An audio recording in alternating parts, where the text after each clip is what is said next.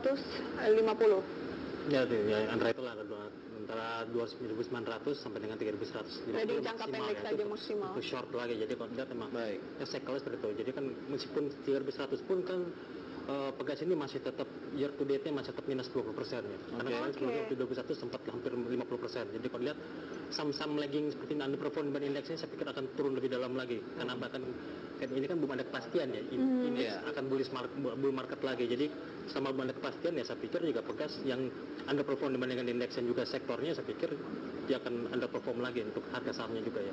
Masih underperform untuk Pegas, dan Anda rekomendasikan tadi sempat cicil jual begitu ya untuk Pegas di sesi kedua, Pak Andri? Ya kalau kita udah punya barang bawah, saya pikir untuk jual. Tapi kalau untuk trading, saya pikir bisa manfaat sampai dengan 3.000 sampai 3.100. Dan sempat kita bahas tadi sebelum pas kita break begitu ya, bahwa Anda bilang sebenarnya saya tanyakan terkait dengan konstruksi, benar-benar tidak ada saham yang bisa kita perhatikan dari konstruksi. Anda bilang memanfaatkan momentum adikarya. Ya mungkin adikarya, tapi untuk short term ini mungkin bisa ya, karena juga kan ya sebenarnya Waskita dan lain juga sebenarnya mulai flat ya. Terlihat beberapa kali mereka pun trading kan volumenya makin turun. Betul. Minat beli untuk di sektor ini masih kurang bagus. Apalagi kemarin kan ya, mungkin kalau kemarin jadi project kereta api Jakarta Bandung, jadi mungkin BIKA mungkin bisa akan perform ya. Tapi karena Adi ini kan sebenarnya kan ada ada kuat ya, terbearish sama bullish ya. Di sisi bullishnya proyeknya banyak, tapi sisi bearishnya dia ada red issue di 1560. Jadi kalau saya lihat target saya medium term masih tetap 15 di bawah 1.500. Tapi kalau untuk short term ini harusnya bisa di atas 1340 sampai 2.700 ya untuk bisa 2.700. Ya, untuk berarti masih boleh beli dong adikarya untuk sesi kedua ini. Tapi mungkin agak swing agak panjang ya. Mungkin target kemarin kan 2.340 kan sudah tercapai. Mungkin swingnya nanti mungkin zigzag dulu. Nanti mungkin nunggu properti turun dulu baru bisa 2.700.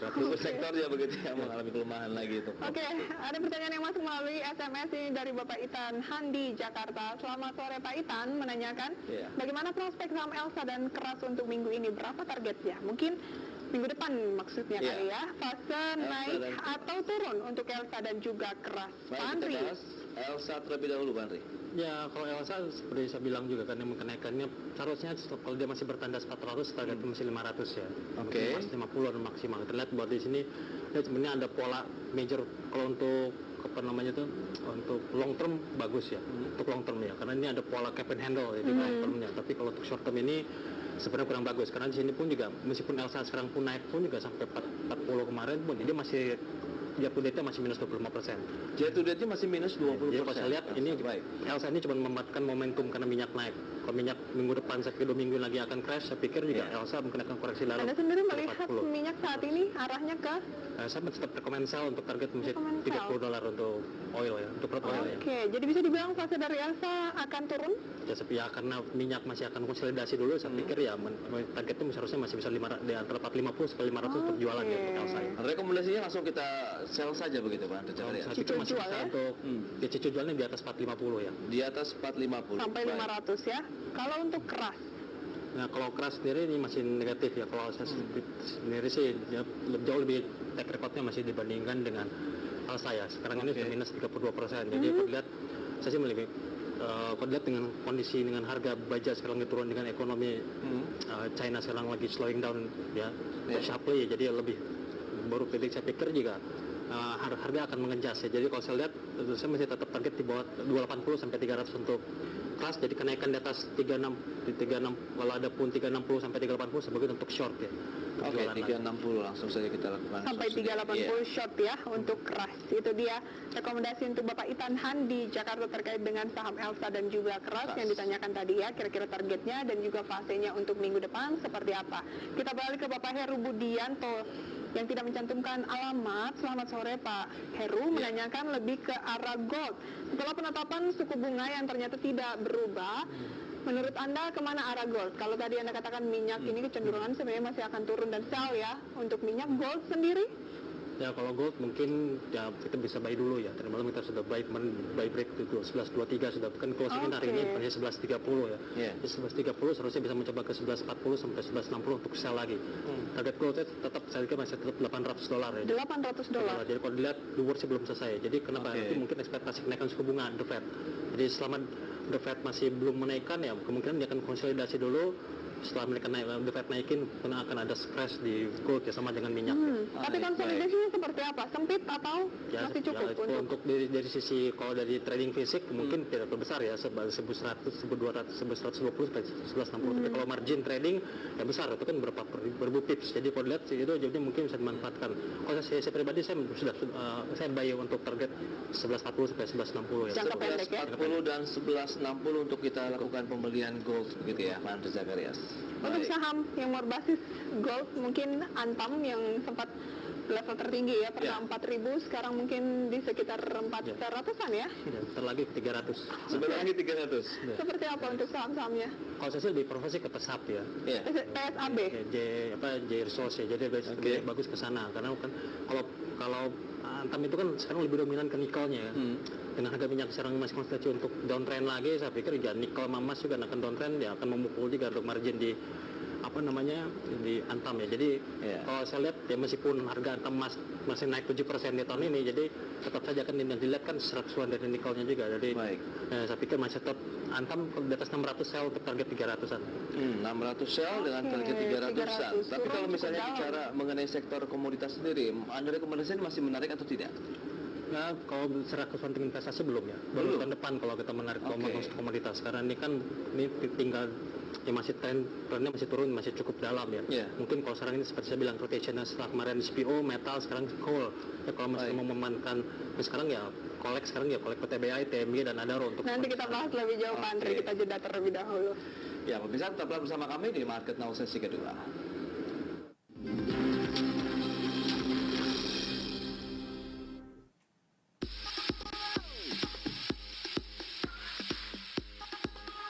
Larry Ellison adalah pendiri Oracle, perusahaan pembuat software terbesar kedua dunia saat ini. Seperti pengusaha di bidang teknologi informasi lainnya yang kebanyakan drop out dari perguruan tinggi, Larry pun demikian. Ia keluar dari University of Illinois pada tahun 2002. Setelah itu ia membangun karirnya sebagai ahli data sistem. Ia tertarik mendirikan Oracle pada tahun 1977 setelah terinspirasi dari paper karya Edgar Feigenkolt mengenai database sistem berjudul Relational Model of Data for Large Share Data Banks. Jiwa bisnis Larry berkata bahwa konsep Edgar Feigenkolt jika dikembangkan dengan tepat akan mendatangkan banyak uang. Pada tahun 1977, bersama dengan rekannya Robert Miner dan Ed Oates, Larry mendirikan perusahaan miliknya sendiri dengan nama Software Development Labs. Modal yang digunakan hanya sebesar $2.000. Pada tahun 1979, nama perusahaan ini berganti menjadi Relational Software Incorporation sebelum berubah lagi menjadi Oracle Corporation di tahun 1983. Salah satu pekerjaan utama mereka adalah membangun sistem manajemen database relasional milik CIA. Sukses dengan pekerjaan tersebut, Oracle kebanjiran pesanan. Perusahaan-perusahaan besar seperti IBM pun telah menantikan untuk digarap. Dengan serangkaian strategi akuisisinya, Larry Ellison berhasil menambah market share-nya dari Oracle dan berjasa membawa Oracle menjadi perusahaan software terbesar kedua di dunia setelah Microsoft.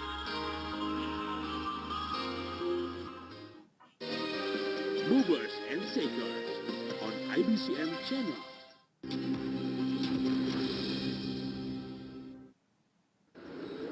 Terima kasih Anda masih menyaksikan Market Now di IBCM Channel. Dan pemirsa, kembali kita akan bergabung bersama rekan kami Karlina Dewi di Studio 3 IBCM untuk menyampaikan news update terkini untuk Anda.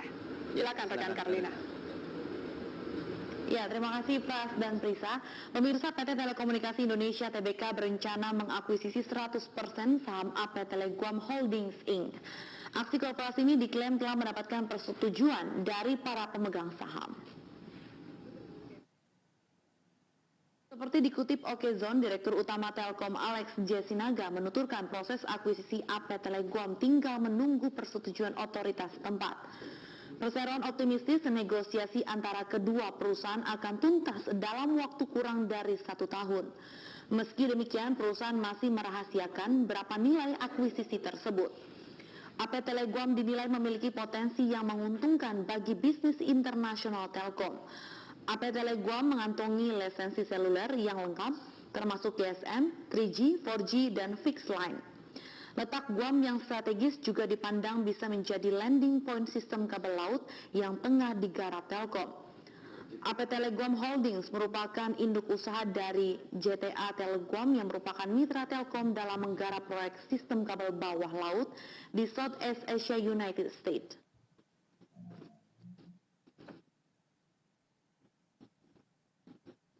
Pemirsa, demikian news update kali ini, kembali ke Prisa dan Pras. Terima kasih rekan Karlina, dan pemirsa, kita kembali berbincang bersama dengan Bapak Andri Sakarias, Deputy Head of Research dari PT PNI Securities, membahas terkait dengan saham-saham yang direkomendasikan Pak Andri tadi ya, masih bisa komoditas yang Pras tanyakan Betul, ya. tadi itu batubara sempat disebutkan PTPA, ya, Adaro, kemudian ITMG. Sejauh mana begitu ketiga saham ini menarik untuk ditradingkan nanti di sesi kedua, atau memang ini sebagai saran karena sebagai alternatif saja begitu Pak Andri?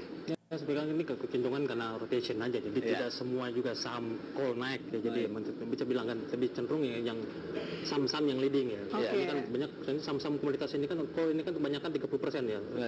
Apa sudah koreksinya di tahun ini saja. Jadi kalau dilihat ya mungkin itu cukup bisa dicermati juga ya, mungkin Adaro misalnya sekarang udah 610, kan targetnya 650 break, targetnya 740, jadi sama kayak TMG juga targetnya 10800 juga tembus, targetnya 13.200. Cuman kalau TMG lebih, saya sih beli prefernya ke PTBA dan ke Adaro ya, karena kalau TMG kan lebih sensitif terhadap exposure-nya yang di China ya.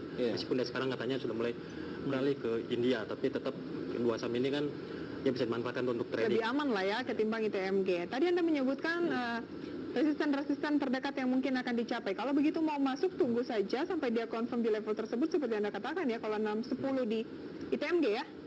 Kalau 610 itu Adaro tercapai, kemungkinan 650, kemudian bisa ke 740. Apakah kita tunggu level-level krusial tersebut baru masuk kalau yang belum punya, atau seperti apa Pak Andri? Sebenarnya kan kalau dilihat, kalau kita mau melihat ya berapa kali juga kalau saya lihat ya, dan juga terbukti ya, prediksinya mau naik turun. Jadi kalau lihat emang lihat dari harga minyak dulu. Kalau kita prediksi minyak ini naik buat untuk turun lebih dalam, berarti kita semuanya main short term ya, jadi trading untuk di saham call. Jangan di hold, karena kalau saat ini kan saham crash ini kan komoditas ini kan masih kan crash sampai dengan tahun 2016. Jadi yang saham ini kita manfaatkan untuk rotation sektor aja sih. Jadi mungkin dipilih, tapi kalau di antara semua sektor ya sebenarnya properti dulu sih dibandingkan lagi-lagi properti begitu ya Anda sarankan. Tapi mungkin di segmen terakhir nih Pak Andri Sakarias, ada beberapa saham tidak sih Anda rekomendasikan nanti di sesi kedua? Di luar saham yang sudah kita bahas. Di luar saham yang sudah kita bahas. Ya sebenarnya banyak ya, contohnya kayak Inco ya. Inco itu sekarang sudah sangat murah kondisi sekarang itu. Meskipun sudah naik beberapa hari. Ya kondisinya sekarang meskipun dia sekarang 1.600. Ya to date-nya dia sekarang minus masih 55%. Padahal kemarin waktu dia bottom 1.200 itu minus 70%. Itu sangat murah untuk kondisi dengan harga metal ya, meskipun belum bottom. Jadi kalau saya lihat selama masih Inco masih di atas 1.400, harga saya masih 1927 sampai dengan 2.200 ya. 2.200. Jadi stop loss-nya di bawah 1.400 untuk. Masih boleh buy berarti Inco ya? Saya pikir masih swing lebih bagus. Makanya saya kalau metal lebih prefer ke Inco dibanding ke Antam ya. Baik, langsung swing saja gitu kalau kita lihat di Inco ya. Tapi seberapa menariknya Inco, dan mungkin apakah kita ini hari terakhir perdagangan begitu ya, besok kan baru libur, kemudian lanjut lagi pekan depan. Untuk Inco sebaiknya kita koleksi sampai kapan? Ya kalau Inco untuk ngasih masuk kita mendingan cicil beli dulu ya. Cicil beli. Teknikal sudah overbought. Cuma kalau kita mau metem target swing 1 2 minggu, saya pikir saya masih tetap 1.800 sampai 1.900 ya. 1.800 sampai dengan 1.900 masih bisa dicapai ya untuk Inco dalam jangka waktu dekat. Selain Inco, saham apa lagi yang kemudian masih bisa memberikan gap value yang cukup menarik ya? Dari penutupan saya lihat Kren tampaknya kenaikannya jauh lebih tinggi dibandingkan dengan Inco. Emang saham keren, memang keren. Jadi dalam beberapa hari terakhir memang sempat menyita perhatian banyak pihak juga ini, keren Pak Andri. Jadi tiap hari saya komen kalau teknikal saya sebenarnya nggak usah takut ya. Saham ini sama hal saya bilang tadi kan. Saham yang di akhir tahun ini memang lebih bagus saham yang outperform indeks sektor yang terbukti. Saham keren, down indeks, cash real meskipun koreksi tetap akan naik terus. Jadi akan naik terus. Karena keren kan tahun ini sudah naik hampir 250% ya. Hampir 250%. Jadi modal 10 juta sudah 12 sampai 25 juta. Jadi kalau dilihat memang sebelum saya pikir ya selama dia masih di atas support trailing stopnya, saya pikir sekarang di 1.500. Targetnya ya like the moon istilahnya, bisa 2.000, 3.000, 4.000, 5.000. Tapi resikonya sendiri seperti apa sih? Resikonya ya itu saya bilang harus pakai trailing stop ya. Jadi sama trailing stopnya dinaikkan ya, misalnya sekarang kan 1.660 sampai 80-an ya kalau nggak salah. Jadi kalau lihat naikin 1.600, step naikin 1.700, step naik, jadi lebih aman. Jadi kita bisa memproteksi kalaupun jadi towards-nya pun ada koreksi besar, kita bisa ada batasannya. Profitnya masih cukup besar. Betul. Jangka pendek untuk Kren, apa yang Anda rekomendasikan paling tidak sampai dengan pekan depan? Ya Kren kan ada juga akuisisinya di luar negeri juga, dan juga ini kan asal usahanya juga, insuransinya kan mau listing. Jadi saya pikir ya wajar dimanipulasi untuk diangkat dulu. Jadi saya pikir ya secara teknikal kalau saya lihat kan cukup besar juga ya, volumenya bisa 10 miliar sehari ya. Jadi teknikal saya pikir ini alternatif ya. Jadi selama masih supportnya belum tembus, Nah, saya pikir dia akan terbang terus ya. Wow, keren ya, sesuai dengan sahamnya. Namanya. 250% begitu kita lihat di sepanjang tahun ini, cukup menarik perhatian, dan Anda katakan juga ini masih terus berlanjut Pak Andri Zakaria. Ya, sebut 600 hold, saya pikir masih tetap. Oke, berhubung ini sudah akhir pekan, kira-kira apa yang harus menjadi perhatian mengawali pekan depan, Pak Andri? Ya, saya pikir kalau minggu depan, karena kita beruntung libur ya. Seharusnya Wall Street minggu depan tuh koreksi, ya, mulai awal koreksi nanti di akhir minggu. Jadi karena kita libur, beruntung masih bisa hold sampai Jumat. Jadi kalau saya pikir juga dalam 4 hari ke depan ini saham-saham sekarang ini masih di hold, terutama tadi yang sektornya sudah terlihat kan sudah leading seperti kata infrastruktur, properti, ya. banking juga selektif, juga apa namanya tadi komoditas juga selektif ya, dan juga keren ya. Jadi Keren, oke. Baik. Pak Next Andri kali. Zakaria, terima kasih atas kehadiran dan analisanya untuk acara sama-sama, kami, dan Mas sukses untuk Anda Pak. Selamat Ya. berakhir pekan. Sama-sama. Pemirsa, demikian perbincangan kami bersama dengan Bapak Andri Sakarias, Deputy Head of Research PT BNI Securities. Namun jangan beranjak dari tempat Anda, karena Market Now akan kembali dengan rekan kami Adrian Simanjuntak sesaat lagi. Saya Prisa Sombodatu. Ya, dan saya Prasetyo Wibowo. Tetap saksikan IBCM Channel, your TV reference for the Indonesian Capital Market, dan sampai jumpa.